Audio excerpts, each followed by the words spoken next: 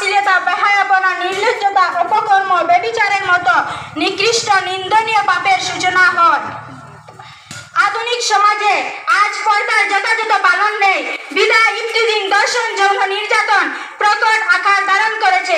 জাতি, ধর্ম, বর্ণ নির্বিশেষে লক্ষ লক্ষ যুবতী প্রতিদিন দর্শনের শিকার হইতেছে। হিজাব না করার ফলে নানা অঘটন সহ ব্যক্তির পারিবারিক জীবন বিপর্যস্ত হয়।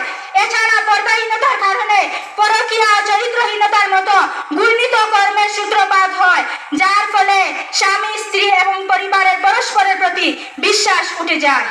এ কারণে পারিবারিক ও সামাজিক শান্তি প্রতিষ্ঠায় মহান রব্বুল আলামিন পর্দার বিধান করে দিয়েছেন।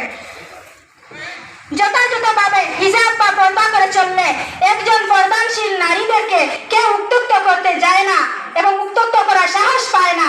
মূলত যারা পর্দাহীনভাবে চলাফেরা করে অধিকাংশ সময় তারা ইফতিজিং, দর্শন সহ নানা রকমের নির্যাতনের সম্মুখীন হয় এবং রাস্তাঘাটে তারাই সবসময় ঝামেলার শিকার হয়। তাই নারীর সতীত্ব, ইজ্জত রক্ষার্থে